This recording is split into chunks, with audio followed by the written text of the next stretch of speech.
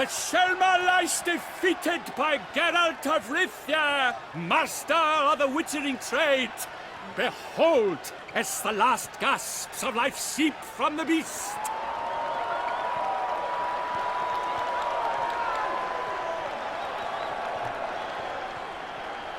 Master Geralt, do what you must. Finish the deed!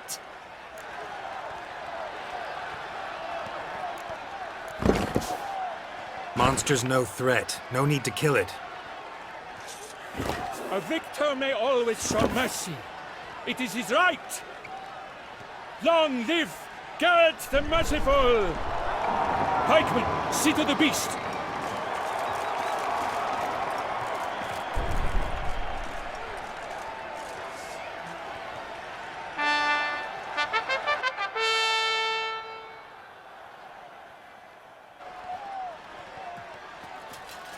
Guillaume.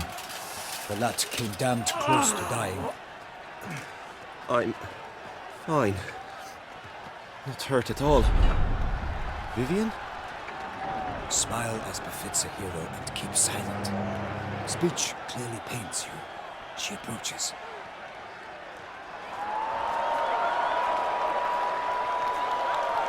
Geralt. We must talk. Vivian.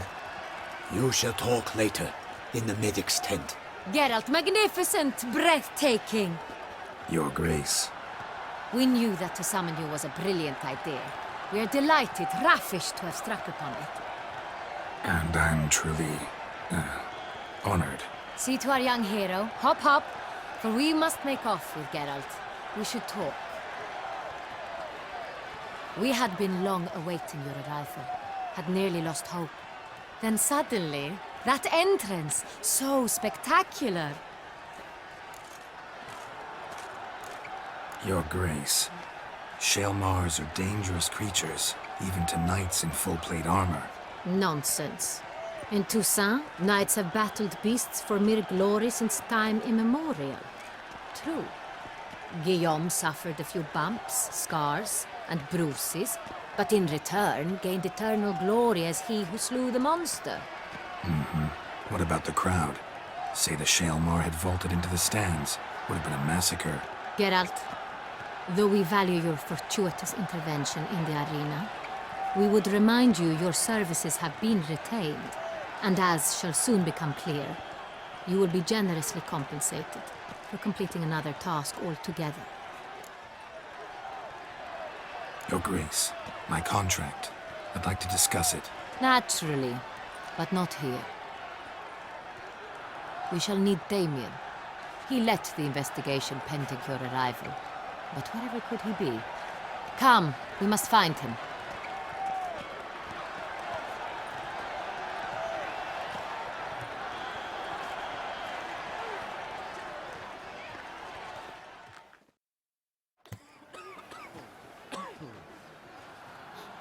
Tell us, have you come alone?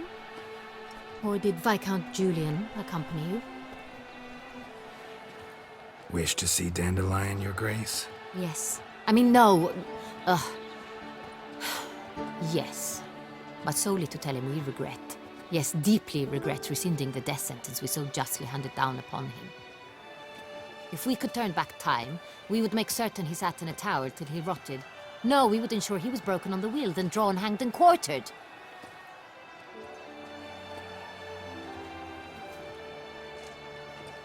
Ah, the very man we would entrust with these tasks.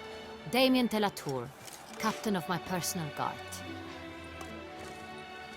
Your Grace, Witcher. Greetings.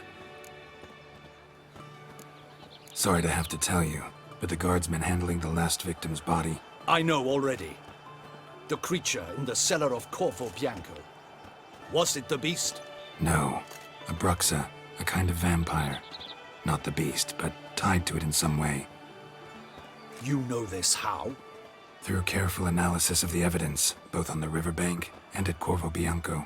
Do you mean to insinuate the investigation thus far has been sloppy? Geralt insinuates nothing of the sort. We must listen to him attentively. I examined the body of the beast's last victim. Might have found something. Need to analyze it. A quiet place, that's what I could use most right now. And maybe the help of an alchemist or a mage. Also like to hear all you know about the previous victims. Take it Sir Delatour is my man for that. Firstly, call me Damien, please. Secondly, you should know I spoke against summoning you here. I've heard much about you.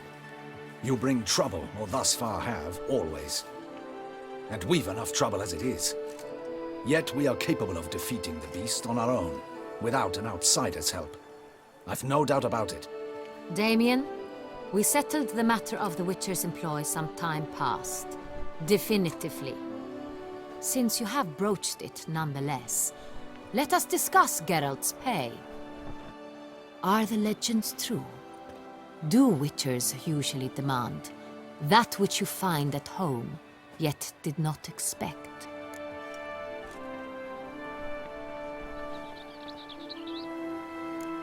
Not quite, Your Grace. Law of surprise, it's something we invoke at times, but rarely. Usually we just take gold. Disappointing. This law sounds rather romantic. On the other hand, on returning to the palace, we would likely find impatient petitioners or a set of sample fabrics for a new dress. Poor rewards, both. I fear you'd not have much use for any of the surprises we are likely to come upon. Thus, we've decided you shall receive the deed to a vineyard, Corvo Bianco, and a sum of coin. You will doubtless consider this adequate. Title to the vineyard shall be given to you at once. Surely you'll need lodgings while you hunt. The coin, however, will be yours only once you have slain the beast. Lovely, generous gesture, Your Grace. But Corvo Bianco, isn't it the Duchy's temporary morgue? Is it now? The Chancellery's bungled things again, we fear. Not to be left unsupervised for one instant. Yet, in its mood, a morgue should present minimal problems to a Witcher. What's more, nothing enhances a wine's reputation better than a grim legend. Thank you, Your Grace. I accept the contract, of course. But as I said before, I'll need some information. Second murder. Tell me what you know. In the city there are certain nooks. No one reasonable ventures there after dark. Ramon Dulac's corpse was found in one such place. With the first murder, terror gripped the city. Its inhabitants grew wary, kept to safe areas. Consequently, news of the second victim came to us from a group of concerned cut-purses. Criminals fear the beast? Telling in a way. Take it you've excluded the possibility that Ramon died at the hands of these bandits. Do you believe me an amateur? Not hands, but claws killed Ramon Dulac. The wound was deep, clean. His body was found in the gutter, dressed in nightshirt and cap, a pillow placed under his head, and his sword replaced by a bed warmer. Ramon Dulac, a knight who but a dozen years past was an advisor to our father, the Duke. Someone went to a lot of trouble to make him look ridiculous. Maybe revenge was the motive. It's not out of the question. Dulac had shady dealings with the criminal underworld, but no one ever came forth with concrete proof of any misdoings. How'd it start? Who was the first victim? Crespi was the first to die. He was famed once for his many glorious tournament victories. Then he grew old, hung up his sword, and took to winemaking. Crespi was not loved by the wine merchants. He was ruthless in business and thought to cheat many a time. He asked us for a dispensation from all court ceremonies. We did not grant it. We could not. Once you've taken the oath of a knight, you remain a knight till death. How'd he die? Where'd they find the body? Quite unusual, the circumstance. He was at a feast when suddenly one of his fellow feastgoers noticed he was missing. The town watch found him an hour later. On his hands and knees, propped against the town pillory, his sword hanging from his neck. He had died of wounds inflicted with claws, not a weapon. Blows of great force. So he died suddenly, but the body was on its knees, meaning someone posed it. So it seems. So, first two victims were knights, best years behind them. The same could be said of the third. Sir Delacroix was wont to claim that in modern times knights face new challenges, enterprise being the latest addition to the chivalric virtues. He made a veritable fortune in the grain trade.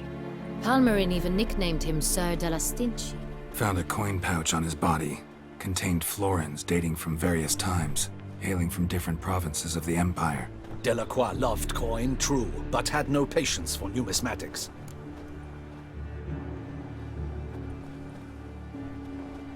Lots of similarities between the victims. All the bodies were found in strange places under extraordinary circumstances. Seems the murderer, whoever or whatever it is, has some meaning to convey. These were honorable men. We are horrified by the disdain, the disrespect with which they were treated. These were Knights of Toussaint. Blast it. Might be the point. From what you say, none was a model of virtue. Ever considered that's what the beast's trying to draw attention to? All the murdered men were knights who swore fealty to the 5 chivalric virtues. And even if the Knights of Toussaint swear fealty to what virtues exactly? honor, wisdom, generosity, valor, and compassion. 5 virtues. Why are they so important to your knights? Strange question. Your Grace, forgive me. I'm a foreigner trying to understand another land's customs. You are forgiven. According to legend, the virtues we cultivate were bestowed upon us by the Lady of the Lake. How we truly came to espouse them, none remember. In Toussaint, we believe men of low birth should be simple-hearted and obedient. We expect much more, however, of our knights.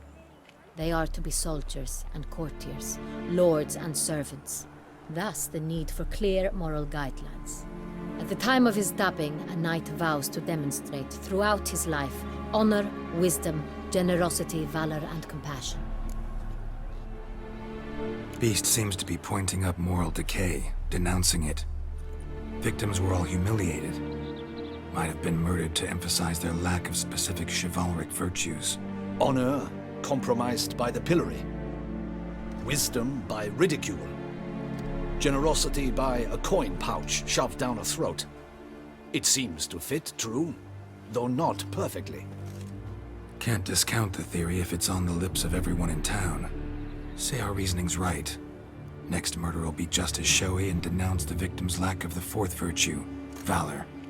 We can also assume that victim will be an elder knight. Let's think.